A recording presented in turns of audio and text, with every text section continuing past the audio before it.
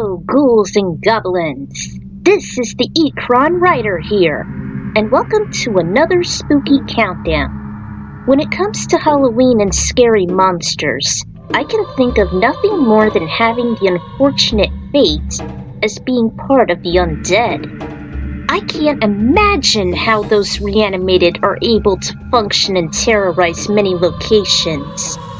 Whether it be by a virus, mind control, or just a refusal to move on to the afterlife due to revenge or unfinished business. I'm not sure if whether or not the sorrowful soul is still inside that lifeless, rotting vessel, and while they tend to be horrifying, I sometimes can't help but feel sorry for them. Oftentimes they can just be either plain awesome or unsettling, and I'm here to highlight them all. So it's always important to honor the dead, but for this harrowing occasion, let the raids rise and see who gets the gift of resting in peace to the highest heavens. Be it bones or decaying flesh, let's devour this thing.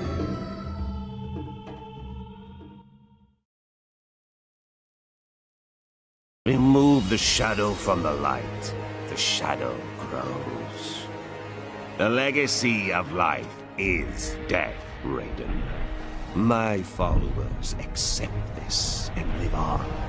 They fight for me.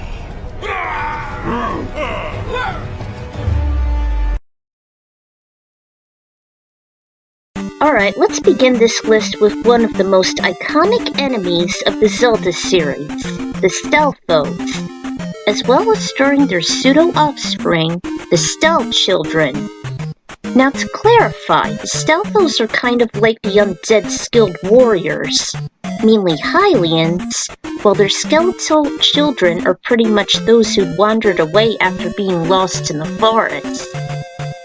The Stalfos are skeletal knights or soldiers that are often found in dungeons and tombs. They vary in appearance in each installment of the Zelda juggernaut, but generally are undead enemies wielding swords and sometimes shields, or as skeletons that attack with their bones or even skulls. Like for example, in their 2D incarnations, Stalfos are mostly common and weak enemies. They would just jump away to evade Link when he's always swiping them, and others may even throw their bones at him in retaliation. In their 3D counterparts, they're a lot more dangerous, as elite enemies or sub-bosses who skillfully wield weapons and take much more effort to kill. As far as 2D goes in A Link to the Past, they don't wield swords nor shields like the OG counterparts, but rather are swift fighters always jumping away from Link's sword swipes. The basic ones do just that, but the yellow Stalfos throw their skulls like projectiles, and the red ones also throw their own bones. The green ones are just floating heads like those flaming skulls in Ocarina of Time, and their advanced pappies, the Stalfo Knights, appear selectively, as they're the most deadliest variant. Stalchildren appear in Hyrule Field in Ocarina of Time. They spawn only at night while Link is a child and disappear at sunrise. Believe it or not, they won't appear if Link's wearing the bunny hood, nor if he walks on the road. They often attack in pairs, and if one falls before the other, another Stalchild may spawn in its place if Link takes too long to destroy the other. On rare occasions, if 10 Stalchildren are defeated, a larger one will spawn beside a regular Stalchild. They can simply be defeated with 2 hits regardless of size. If Link attacks a Stalchild from the front, it will lose its head and begin wandering around blindly. Let's not be confused as mentioned earlier that Stalchildren aren't related to Stalfos, as the former are just lost souls, while the grown, creepy, and skilled counterparts are just elite undead soldiers. Whether it take agility and precision to take down their deadly counterparts, pick your poison well.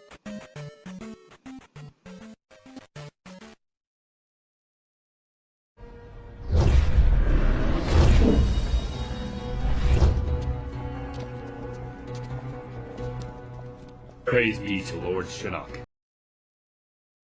Before Lucasfilm was assimilated by dismal Disney, it made some awesome games, aside from the usual Star Wars installments. One of them was an overlooked classic, known as Zombies Ate My Neighbors, which is loosely based off of many scary and classic horror tropes. Throughout each of the 55 levels, there are those endless undead hordes roaming around.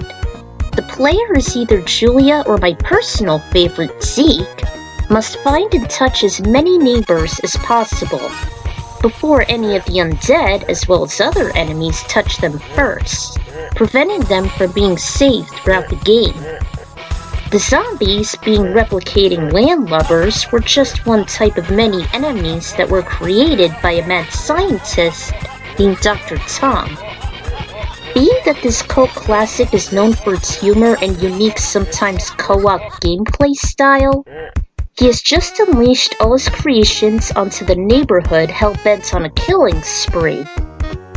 You would find those endless, usual clumsy AI hordes of those rotting elderly corpses, so you wouldn't miss them at all.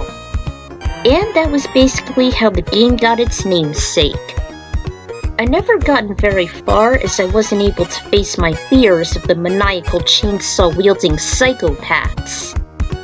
Maybe I'll watch a Let's Play to keep my sensitive nerves. Either way, they can be taken out with mostly one hit by virtually any projectile, and are found in each level with their endless swarms infesting the land of the living. I really hope this run-and-gun game could get a 3D installment after a hiatus lasting for almost 2 decades. Seriously, it truly deserves it, and have it no longer dead.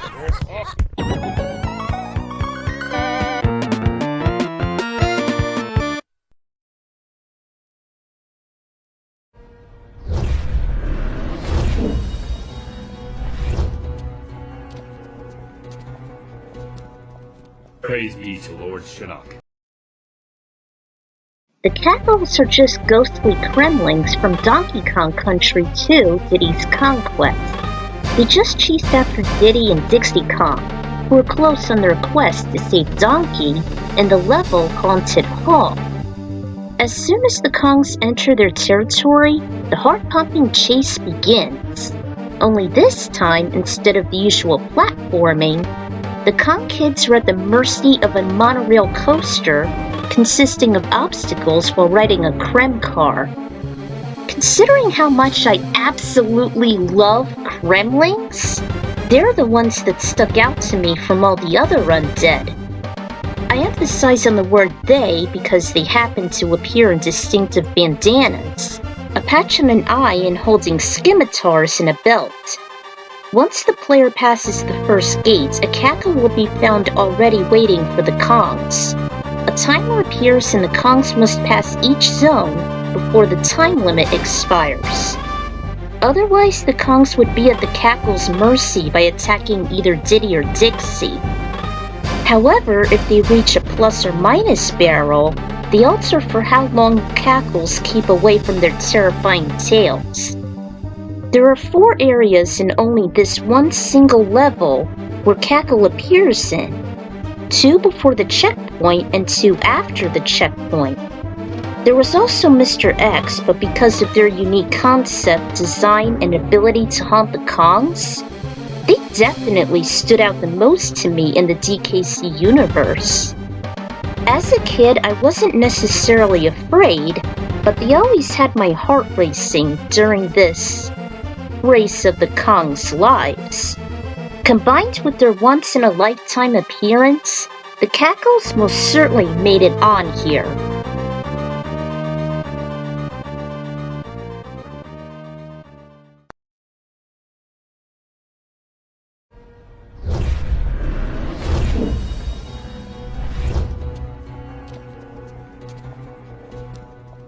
Praise be to Lord Shinnok. If there's one undead character I choose throughout the ever-increasing, ever-exhausting franchise of Mario, it's certainly the Dry Bones. No, I'm not counting the altered bony, see-through versions of enemies like Bowser and such. I'm talking about those poor, tiny, fragile, nameless Koopas that wander aimlessly in every castle they've been in.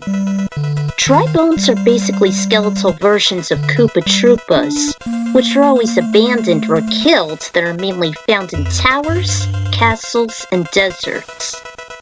They collapsed when jumped on, but they soon revive themselves and become normal once again, much like those irritating Stalfos sub-bosses. However, some methods of attack, such as touching them while in an invincible state, can permanently defeat them. Much like their ghostly partners the Boos and their heavy hitters the Thwomps, their debut was in Super Mario Bros. 3.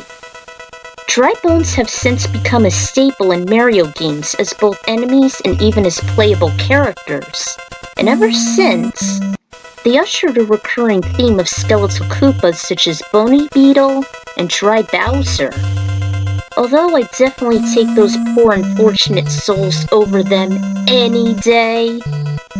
Unlike most Koopas, they are immune to the tail of Raccoon Mario, and even the fireballs of Fire Mario, that can be defeated with a star or the rare hammer suit.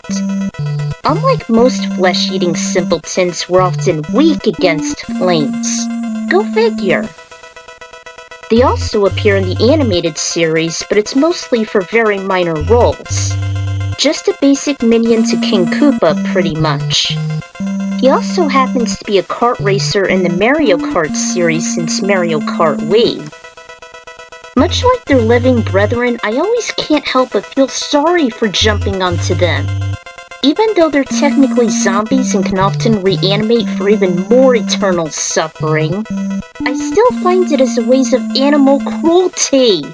Damn it, Colpita, we got a damn massacre here of those innocent creatures! These torture chambers the Koopas had made, it's like they're committing virtual genocide! And the worst part is you can't keep them out of their misery unless you got the rare star hammer suit.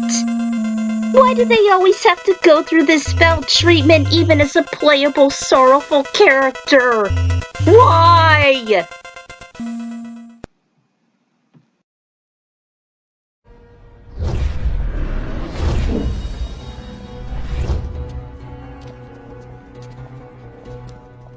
Praise be to Lord Shinnok. The Skull, aka Sterling Levon, is one of the unsung undead in video game history. At first, he was well known as a gifted racer in the F-Max Grand Prix, the predecessor of the F-Zero competition, over 2 centuries preceding them. Somewhere in the late 24th century, Sterling became a renowned champion until he was involved in an infernal accident. 2 centuries later, thanks to his exceptional skills in black magic and science, he has barely survived, but now roams freely as his bare-bones self, with a very creepy expertise in the supernatural to boot.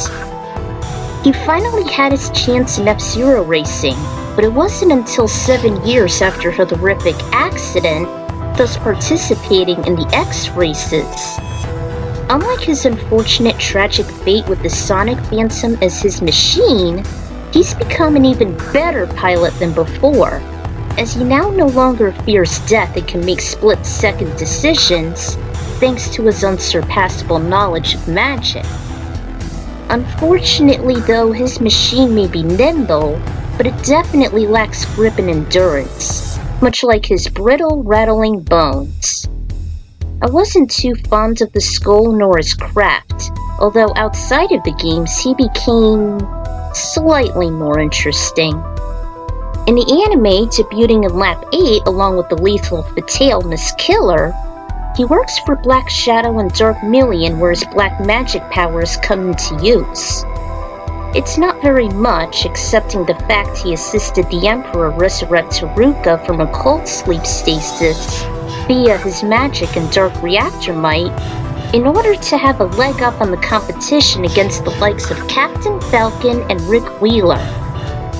This was when I took Sterling a little more seriously, especially when it conjured a failed spell on the rising star. Unfortunately, aside from his Bloodhawk hallucinations, he seems to be more like a doofus as one of Zoda's henchmen. It was only through his debut I got interested, but he quickly fell through the cracks.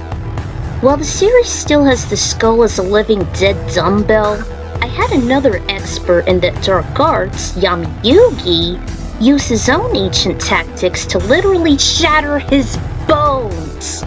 Damn!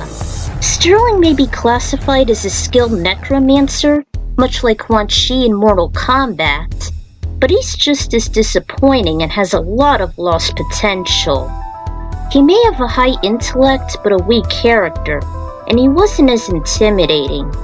It's a real shame his talents were thrown away like puny bird bones, and I hope that if we do get another F-Zero installment, that Sterling would have his reputation restored much like the resurrected monster itself.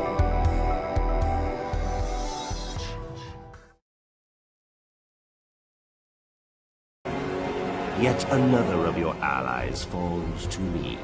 When he dies, I will claim his soul. Debuting in the PS2 mega hit known as Final Fantasy X, it was too easy to pick Auron for the top 5. He's a former warrior monk who once worshipped Yevon, until his corruption and the creation of sin, which in turn, Auron became a guardian of Summoner Braska, as well as Tidus's caretaker. He lost himself, his best friend, and his closest partner Jet, while the latter sacrificed himself as the final Aeon. He and Braska convinced the troubled drunkard to save the world of Spira upon his disgrace as an alcoholic, abusive father, and former star of the Xanarkin Apes 1,000 years ago. All three men met a tragic fate. However, Auron was lucky enough to be resurrected, requested Kamari to look after Yuna, and soon made Tidus as the chosen one when he traveled a millennia into the future, much like what Morpheus did with Neo. Auron is well known and famous on account of his extreme strength, both offensively and defensively, making his katanas and bracers his deadly weapons of geokinesis and hefty destruction. He also may seem to be a carbon copy of Vincent Valentine in a sense, only not being a vampire, but still close enough, sharing some tropes of the undead. You see, Spira has different rules compared to other worlds within the convoluted universe. Also known as the Spiral of Death in conjunction with Sins and Yevon's eternal plots, a summoner must escort victims who passed into the far plane. The sending can be a very tiring, taunting task, especially for Yuna when they happen to die every less than 24 hours, and in large quantities. Those who aren't escorted or have a strong enough will to live mostly out of spite transform into the various fiends located throughout. And some have an ironclad will that they manage to stay as undead, known as the Unsent. And Auron happens to be one of the most stubborn though awesome souls, often making him as a brute, slow but capable of weakening many annoying fiends. Hell, he even introduced the so-called rage system before Lucario, as the lower his HP is, the more powerful he gets. Eat your damn heart out, Pokemon! He's also a reliable partner during Yuna's pilgrimage, carrying the legacies of Braska, as soon as Tidus found him both in Dream Xanarkand and later on at the Blitzball Arena of Luca. While he happens to be a mentor and advisor, he kind of lost my interest as I feel he is nearly emotionless and too composed. Kind of like those Vulcans in Star Trek. He barely qualified for the upper half, all because of his powerful abilities, his badass brutality, and no-nonsense personality. He has become a vital part of Yuna's, Tidus's, and his destinies, and it was kind of saddening to see him finally go inside the monster itself. And we hardly get to see him in 10-2. Well, to quote Shakespeare, parting is such sweet sorrow. Yet another of your allies falls to me. When he dies, I will claim his soul. It's been a long time since I included the underappreciated and obscure football game, so how about we highlight one of my favorite species introduced in the Mutant League. Aside from the aliens, the skeletons are what truly take the cake. There are several neat qualities that might make the skeletons so great. They're almost as fast as robots, though a tad stronger than their metallic counterparts. I know, ironic. Even though they share a similar palette swap. Like 90% of the coaches and many players. They make the best runners and linebackers, and unlike many speedsters, have decent endurance. Like superhumans, skeletons make good secondary defenders. However, they make bad defensive linemen, being unable to penetrate most offensive lines. While these undead, mostly women, were mixed in with other species, there are two teams in which they dominate in, the 60 Whiners and the Deathskin Razors. The 60 Whiners are an all-skeleton team, but unlike the amazing Deathskin Razors, they're all slow, sluggish, easy to kill. It's no wonder their bio states they die more often than they score, and if you are new, do not ever play as them. If you are experienced though, then good freaking luck to you, expert. There's hardly anything good I can say about them, and Winky Stink Park is bland. The Deathskin Razors just scream skeletons. Mines, fire, and Abyss on Space Rock litter their home turf, Hellfield. Their Python poison-armed quarterback named Snake is Rattler Quick. The defensive is cold, efficient, and of course, undead. A game with the Razors is always a quote-unquote close shave.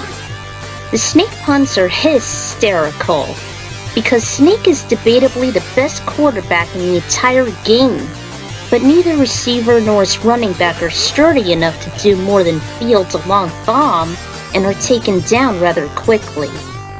The defense is astonishing for the most part, but I always go on the offensive.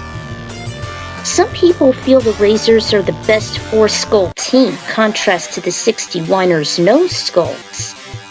They seem pretty average in that regard, but they're the best when it comes to their species.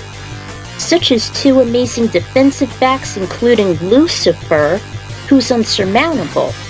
Madman, the linebacker, is amazingly strong, second to the bulky Trolls. Both blitzers are very manageable with Cabals stuck in the sidelines, unless you use the 3-blitzer formation. Snake is the best quarterback in the game, but his receivers aren't very good, and neither is his running back.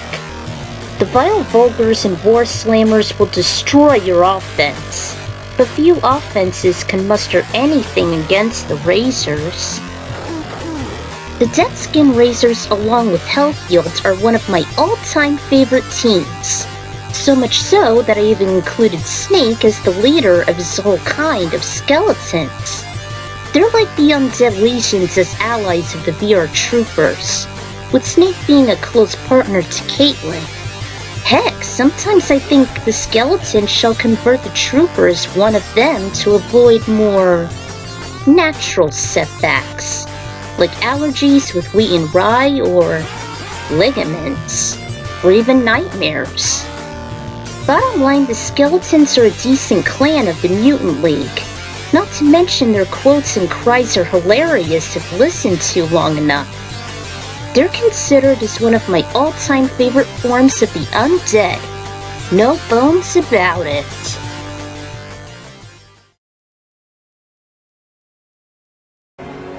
Yet another of your allies falls to me. When he dies, I will claim his soul. Out of all the ghost Pokemon in the cluster mug, I found both Phantump and Trevenant to be favorite pocket monsters representing the undead. Even more so than any other Pokemon, including the lonesome orphan Cubone. And I'm not going with disturbing like Chandelure, I'm going with pitiful. I find Phantump to be tragic, along with the likes of Trevenant, as, much like the Stalchildren in Zelda, they're spirits inhabiting stumps as lost children. They're mostly abandoned in forests, or maybe Drowsy and Hypno responsible for straying them away from their parents? But either way, Phantump is a ghostly Pokemon resembling a haunted tree stump. They come into being when a spirit possesses a rotten tree stump. Legends say that Phantump are spirits of children who get lost in the deep forest and perish. Needless to say, they're shy and are introverts who prefer to live in abandoned forests. They are only comforted by the presence of other trees and will get scared and begin to cry when taken to loud bustling metropolises. Such a cry will alert any Trevenant nearby, and as a sensitive introvert, I can relate to them. They also happen to be a counterpart of Pumpkaboo. Nice, especially to pay homage to the spooky season. They soon evolve into Trevenant through trading, and I just couldn't wait to have them advance into their more vicious counterparts. Remember in my forest levels list I mentioned that the living forest of Mortal Kombat were the inspiration for Trevenant? Well, here we are. They resemble trees, and when they die, they become normal trees. Because of its terrifying appearance, Trevenant has often been given the reputation as a ghost roaming forests they inhabit. Too bad they aren't invincible, as cool and creepy as they are, which led them to being victims of lumberjacks and fire types. Trevenant have been known to devour anyone who destroys its forest home, but it is kind to other Pokemon or humans which inhabit the forest. Legend says that a curse will be inflicted onto those who cut down the trees and forests Trevenant live in. Better watch out, as the vengeful Trevenant are able to manipulate and control other forms of trees through the use of its infectious nervous system. Being that Gen 6 has a selective scarce roster, both Phantump and Trevenant are worthy catches added to everyone's roster. And the evolved form kinda reminds me of the Tagari Guardian in the Johnny Quest episode Dark Sentinel, always defending forests from loggers and other threats, albeit in an unusual way. Both Phantump and Trevenant are saddening, but also well worth it to have, and I hope they and Phantump appear more frequently in future titles.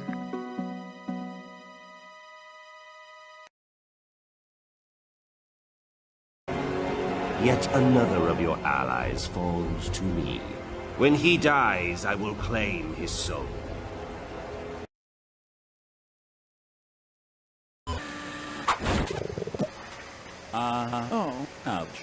Another overlooked classic as well as unsung undead is Numbskull from the entertaining puzzle game Snood.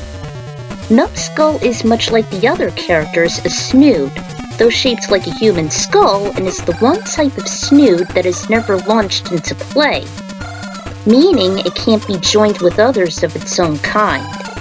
If Numbskulls are found at the start of a level, they'll need to be isolated and dropped by the player to remove them from the board. They also can be removed by matching like normal Snoods, together with two or more of the same kind, by using a wild Snood. And they're not immune to stone or road builder Snoods, thus causing another way to remove this powerful Snood. Numbskulls don't always need to be eliminated to beat a level, and of course, if the player loses the game, all the remaining Snoods will turn into Numbskulls, indicating they're obviously a symbol of death. Numbskull is related to Sunny. They both have 100 teeth, and if Sunny removes his sunglasses, they would have matching eyes. Much like the Dry Bones, I pity them, because Numbskull is under a lot of stress. Interestingly enough, he's in a rough financial spot. He knows you are not excited to see him, but is just trying to do his job, much like the Grim Reaper. I'm not sure what it is that made me attracted to Numbskull. His intro with death scenes portray him as kinda cute, and makes me soft inside. They serve as annoying obstacles, yet he seems very charming. He often stood out as my favorite Snood amongst the bunch. And much like him, I wish that Snood would stand out more than the other matching shooting puzzle games. Instead of always living in the dreaded sorrowful depths of the shadows where most of the dead dwell. What happened?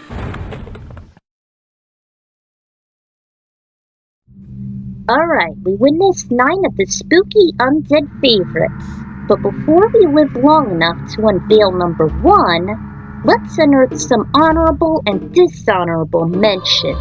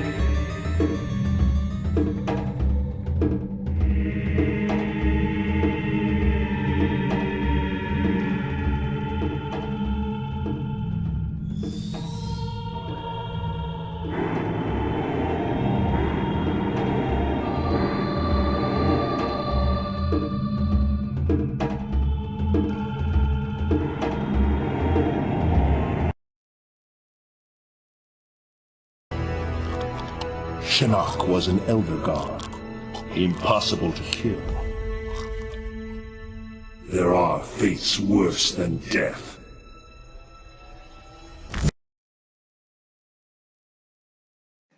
Who else?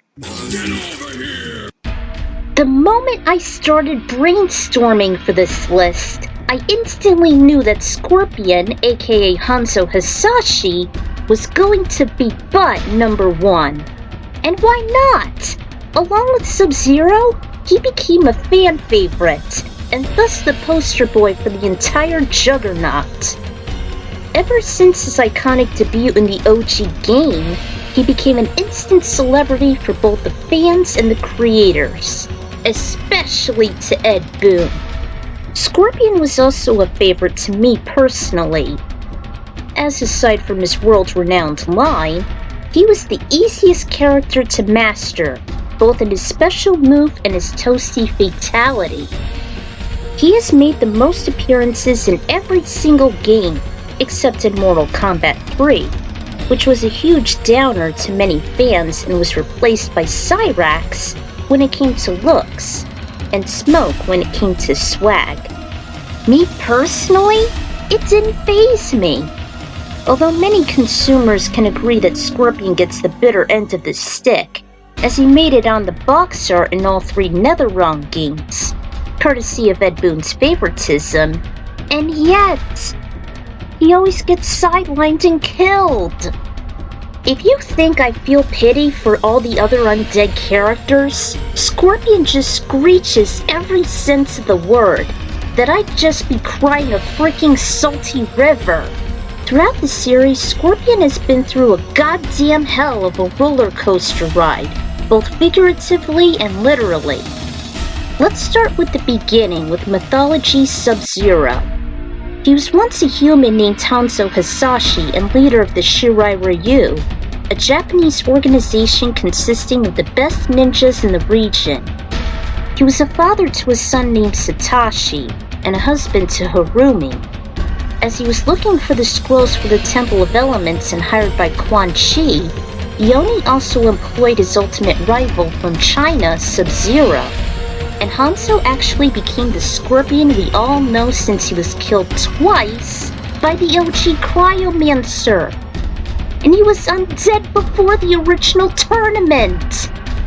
Ever since then, Hanzo lost his human form and became the vengeful ninja we love, avenging the death of himself and his lost family and clan by killing Sub-Zero. However, he was bound to the Netherrealm and relaxed there till he noticed his arch-nemesis is still alive and well. He began to chase him down, but it only turned out to be his tamer younger brother. It didn't matter since all he wanted was to bring peace to his brethren. But he got stabbed in the back as Quan Chi, his keepsake, declared they're still alive. Unfortunately, he was being dishonest as he stated he needed to kill off the Honorable Sub-Zero, Kuai Liang, who was framed. Kuai openly said that Quan Chi killed off his clan, and the stupid Oni confirmed this, making Scorpion's blood boil and sent both of them into hell. He tortured the Oni without any relent till his enemy escaped dead to Outworld, only to have the poor bastard lose to the powerful Onis Moloch and Draman, which resulted him to be torn by the Solnado in his own arcade ending! Jesus! This is how Eddie treats his favorite character as a punching bag? Then the Elder Gods promised to restore his dead family, only to lose Shujinko, who was in his elder years, which brought on the return of Onaga. And he was the one who followed the Faker only to get his ass handed to him. And he was distraught again since the gods treat him and all lower life forms as petty, lying to him since his family came back as flesh-eating zombies, making Scorpion berserk as he became the main antagonist, killing off Taven and Dagon. For the record, Revenants happen to be an older trope compared to the cliched zombies, but having someone retaining their intellect, memories, non-rotting skin, and coherence, compared to those lackluster monsters with little to no speech, decaying flesh, sluggish movement, and insatiable appetite for flesh. I consider those so-called scary hallywankers over their disgraceful downgrades. But it didn't matter since everyone excepting Shao Kahn perished, until Raiden rewound the clock. Scorpion lost his sanity and slain Bihan, thus ruining his chances on reuniting with his family. Then he rebuilds his clan, only to have them die, and finally gets a saving grace from raising his successor, Takeda, only to have his redeemed self slain by his past self. Oh god, I can't fucking stand it.